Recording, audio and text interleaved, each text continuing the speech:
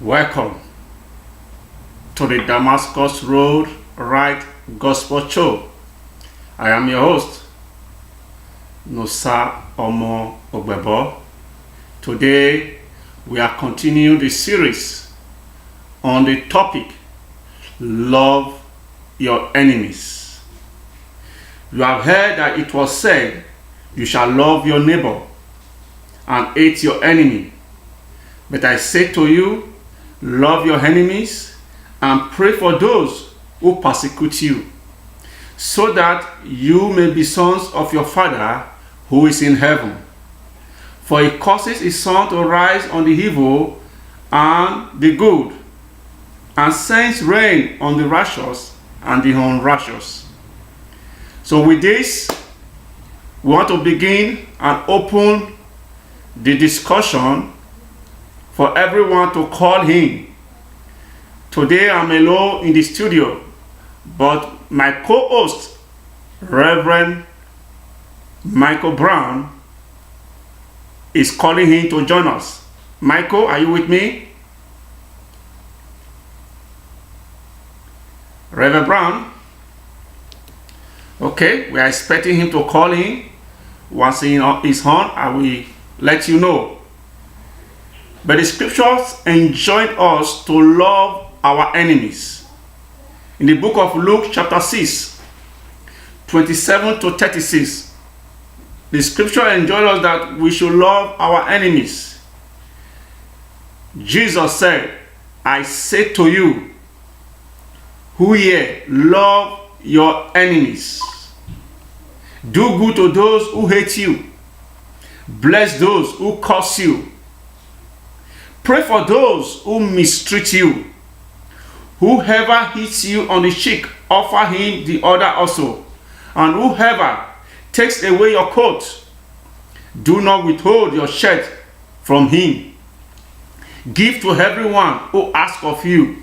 And whoever takes away what is yours, do not demand it back. Treat others the same way you want them to treat you.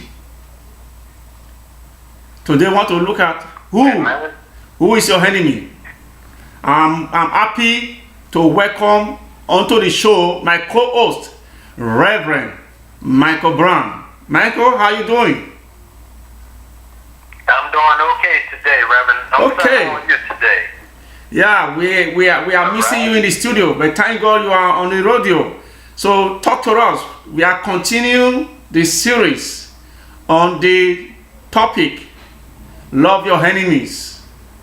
So Michael Brown, do you have enemies? Yes, I would like to say that when we speak about love our enemy, first of all, it's a command that Jesus gives to all believers, all that follow him. Okay. Secondly, we are supposed to love with that unconditional love, that unconditional love that God has loved us with.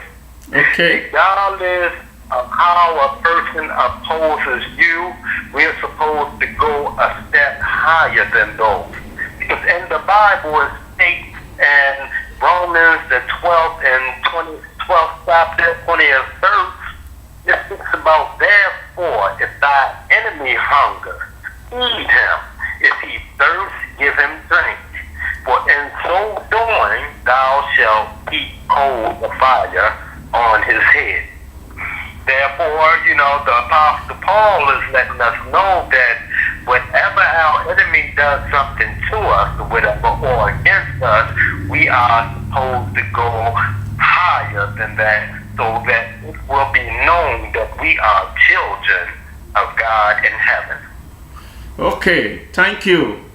If you are with us, you are free to call us, to join us on this show. The number to call is 516-590-0319. If you are online, you can comment on our comment box your question, your contribution, and we'll read it out for everyone to hear. But if you're in the United States of America, you can call us on 516-590-0319. The topic once again is love your enemies. And it is the Damascus Road Right Gospel Show of the Damascus Road Community Baptist Church here in Maryland. Thank you, Reverend Brown. Reverend Brown, I asked a question. You didn't respond to my question. I asked a question. Do you have an enemy? Do I have an enemy? Yes. Do you have one? I mean, those are many out there that I have nothing against or whatever. No. Yes, do anyone have anything many against you? enemies. Do you have an enemy that you can easily identify and say, this is my enemy? Yes, I do. Okay. How do you know? How do you know your enemy? How do you know that this person is my enemy?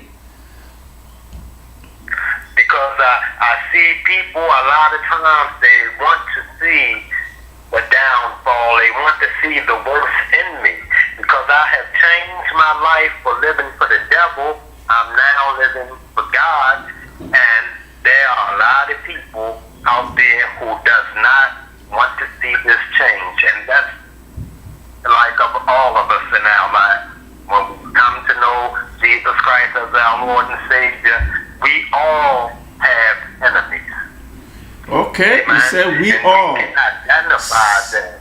Okay, some persons will disagree with you. They will tell you they don't have enemies. What do you say about that? Because you are saying we all. Because some person will tell you, I don't have any enemy. I believe that we do have enemies. It's just a thing of identifying our enemies.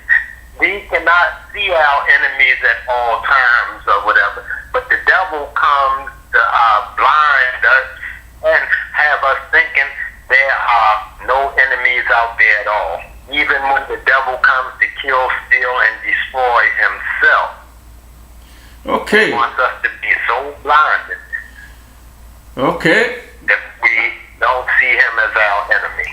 My colleague, my friend, Reverend Michael Brown said we have enemies. An enemy is anyone who is set to kill, to destroy, and to steal from you. An enemy is anyone who has set himself against you. An enemy is anyone who is there to make sure that you are not going to rise up to the occasion. Pastor Brown just make a good example that when he gave his life to Christ, many persons or positions came because many were happy that he has given his life to Christ, and many were wanting to bring him back to his old life, and the fight is still on. The fight is still on. But he has made up his mind, I'm going to serve God. So those enemies, we want to oppose you. Those enemies, we want to destroy you. Those enemies, we want to make sure they frustrate your newfound faith. So they are enemies. As long as they are standing against what you are doing that is right, we consider them as enemy. Is it not so, Pastor Brown? Yes. So, just like Apostle Paul, when he gave his life to Christ on the road to Damascus, after that, many those who were his friends before became his oppositions. They became his enemies. They fought against him. They plotted to kill him. Amen.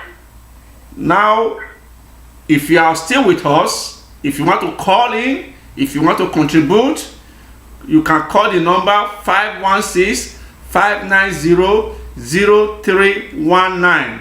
This is the Damascus Road Right Gospel Show of the Damascus Road Community Baptist Church, 19 Cockeysville Road in Maryland. You are free to drop your comment. If you're online hearing us, if you're outside the United States, you can drop your comment on the comment box. We will look at it and we will let the audience know what you are asking or saying. So, Pastor Brown.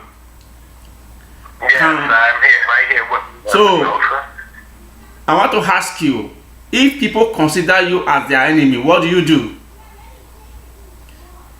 Well, when they consider me as their enemy, the Bible tells me to go ahead and do good to them also, to love them, as God has loved us. And continue on. When they bring oppositions against you or whatever, you're supposed to oppose those opposition in love. Amen. I know it's hard to do at times or whatever, but if we are children of God, then we need to love our enemies. We need to do good to them. We need to do all things. Is there anyone else that would like to add to that comment I just made there? Okay. So, Dr. Jackson, are you with us? Yes, Elder Jack, how are you? Yes, Dr. Jackson, you are hearing what we are saying. So, what is your take on who is your enemy? How can you know your enemy? And are you free of being an enemy to somebody? So, what is your take on it, Dr. Jackson? Well, you said who's my enemy? Yes. Do you know your enemies? Well, yes, I tell you, and it seems like I have more enemies in the family. You have more enemies in the family? Yeah, I recall times you fight over peanut butter and jelly sandwich. But when you come into a world phenomenon, such as it is today, it seems like everywhere you go, you have people who actually want to be your enemy. They find some kind of opposition for some particular reason. I don't care if it's the way you look. I don't care if it's something you wear, where you live at. It's like people non-value as something against people of value, and vice versa. Okay, Dr. Jackson, a question for you. What do you do if people consider you as an enemy? Well, if they classify me as my enemy, Yes. First rule of thumb is that I myself have to still love them, but at the same time, I cannot allow not to see them in such a capacity where they will do bodily harm. In other words, I have to protect myself, my family, and all my loved ones. Okay, thank you. The show is still on. This is the Damascus Road Right Gospel Show. We are looking at the topic, love your enemies. We started last week. We were able to define enemy as an opposition, a rival, someone who is deliberately, constantly wanting to pull you down, destroy you, kill you, do any harm to you. And today we are still focusing, can we identify these people? And when we identify these people, what should we do? Dr. Jackson, are you still with us? No, well, first thing you have to realize and take in mind is that these people want to do bodily harm to you who classify themselves as your enemy. Yes, when you identify them, when you identify that this person is the one plotting my downfall, doing things to make sure that I'm frustrated, now you are able to identify your enemy. What should you do? Well, first thing you got to pray for. Okay. Secondly, you have to realize that they have Satanistic values. Anyone who has Satanistic values, they will try to do bodily harm and spiritual harm to you. So, first thing is you got to stay prayed up. Okay. You got to pray for that blood of Jesus to lay on you. Okay, prayer. Last week, remember I told you one of the way we can approach and love our enemies is to pray for them. Once you identify that this person is your enemy, go to the Lord in prayer. if you know the person by name, call the person by name. The person might even be your wife that you sleep with every day. It might be your pastor you listen to every day. It might be those you have sweet fellowship with. Remember that David said, if it was to be an enemy, but it wasn't an enemy, it was a friend that I take counsel with, a friend that I fellowship with every day that have done this to me. So if you discover that this is the person that will be acting as an enemy, or who has been acting as a friend, but really that person is an enemy, it can be the closest colleague in your office. Please and please don't use confrontation. The best approach, the first approach, is to pray. Michael Brown, Yeah. what do you think we should do? What do you think we should do when you identify that this person is the person that is your enemy, planning everything to destroy you? What should be the first approach? To me, I said prayer. What is your take on that?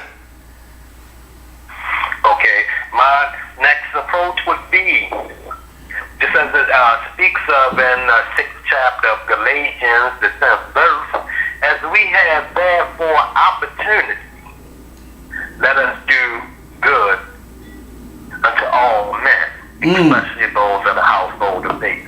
But there comes a time when after prayer, we need to express that love for our enemies.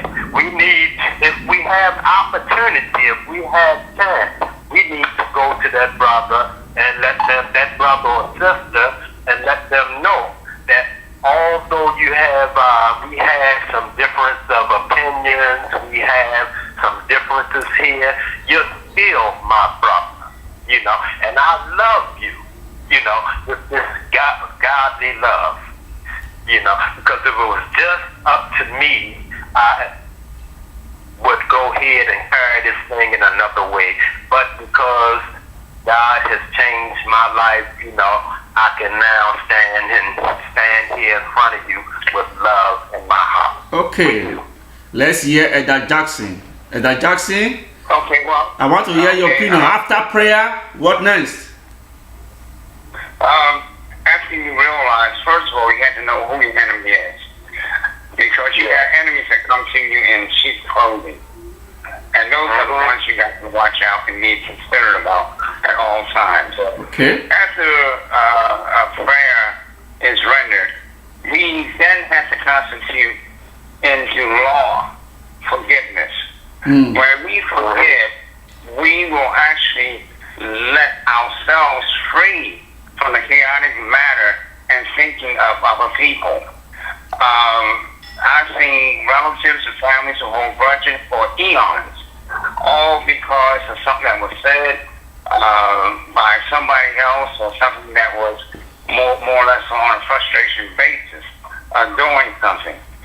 But you get to introduce and bring on the table the grounds of forgiveness.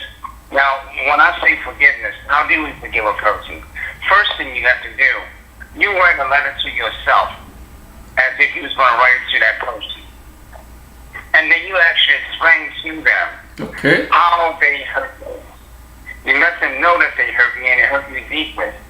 And then you have to let them know why you feel as though that they was trying to hurt you. Then from there you have to go into the direction of forgiving them. You know, although you have hurt me, I still have to forgive you because this is my Christian duty. This is my obligation to God Almighty to forgive my enemies. Okay. And from that point, after you have the forgiveness, after you have the prayer, then we have to routinely go into the direction of trying to show people that we can be their friend, not their enemy. Now, how do we do that? You have some people who will be better for the rest of their lives because of something that has happened in the past. Okay. Yes, I'll never forgive. Okay, thank you. But the thing is that forgiveness is the main benefactor right here now. Okay, thank you, Pastor Elder Jackson. We have talked about prayer. We have talked about doing good. You have to let go of your heart. This person might be the person that you are so cherished. You know, sometimes when we pray, I ask God to open our eyes to see those who are hurting us, and you will be surprised the people that God will open your eyes to see.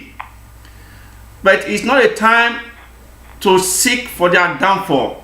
Remember David had the opportunity of killing Saul, but he didn't. Jesus, our perfect example, has the power to destroy. He told Peter, I can command legion of angels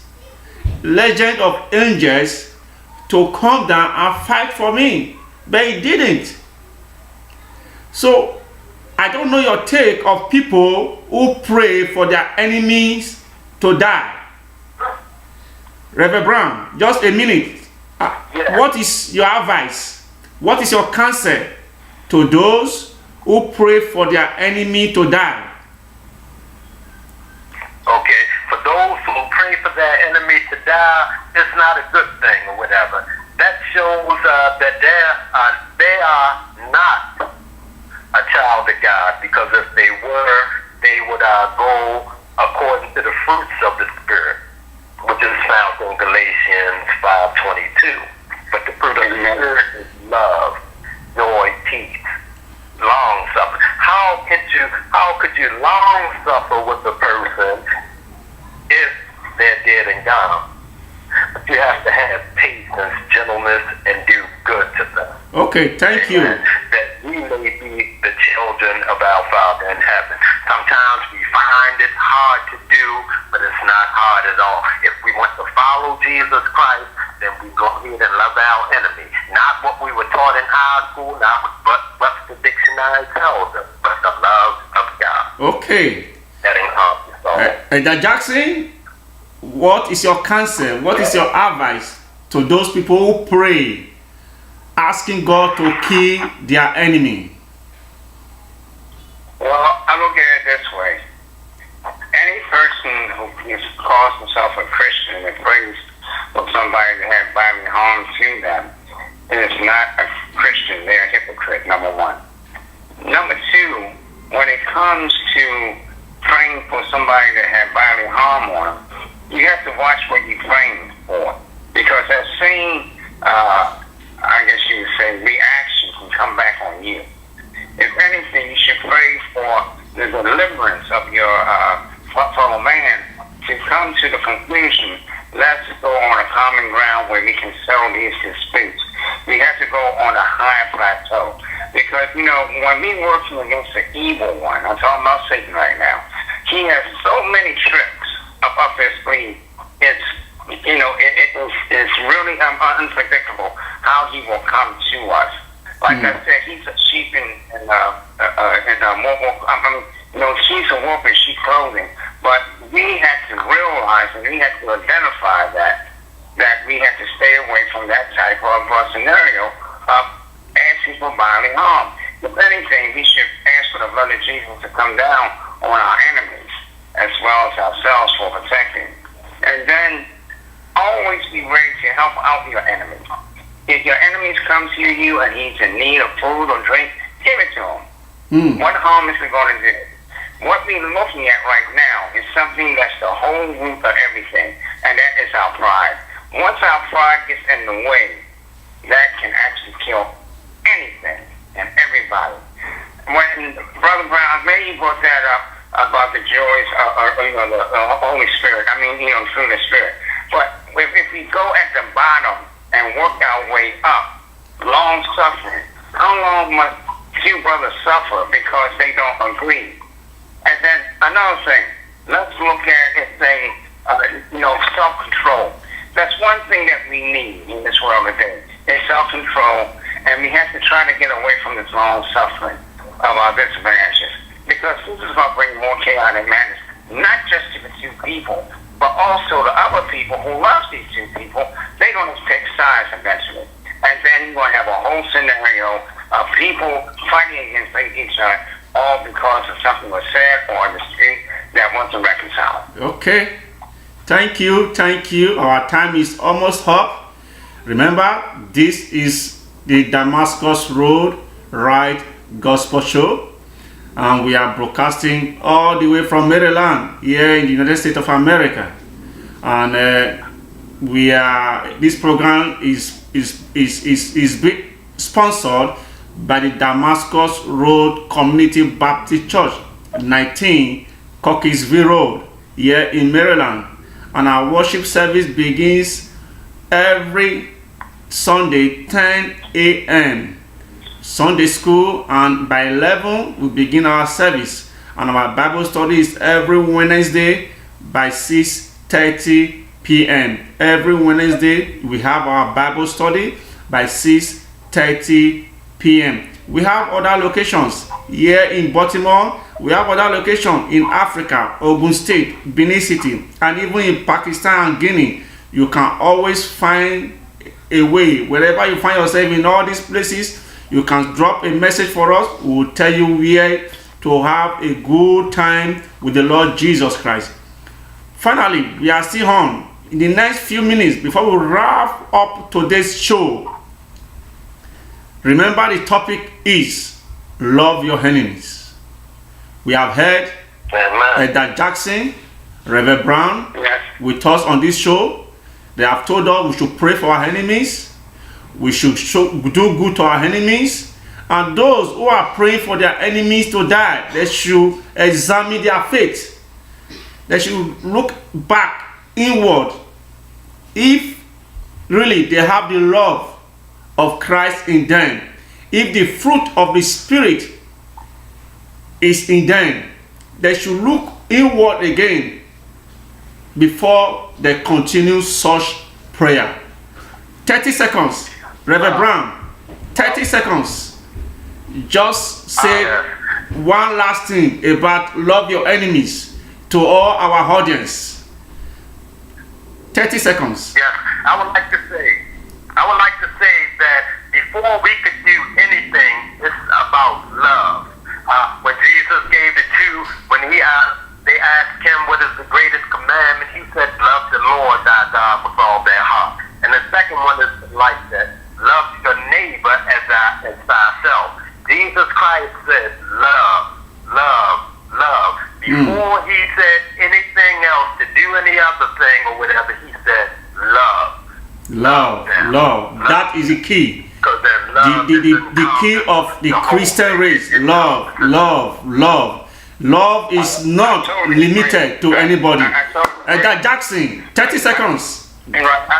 I totally agree with everybody, but I just want you to know that when we think about killing somebody, don't you know that's premeditated murder? If you have that premeditated murder in your heart, what's going on in your mind? Thank you, Elder Jackson. When you think of killing somebody, you should know that that is premeditated murder, and you know what it means. Yeah. So, don't think of killing anyone, not even your enemies. Pray for them. Pray for their deliverance. Call them by name, and God will change them. We believe. Is someone on the line? I'm still here.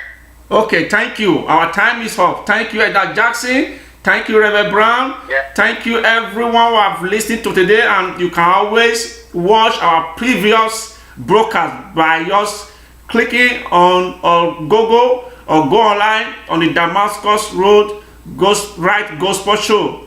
God bless you. We wish to see you same time, same station next week. Once again, go and love your enemies. God bless you. Goodbye. Bye-bye. Thank you, bro. Thank you, Jackson. Thank you, Brown. God bless you. Love you guys. See you next week. Bye. Bye. Goodbye.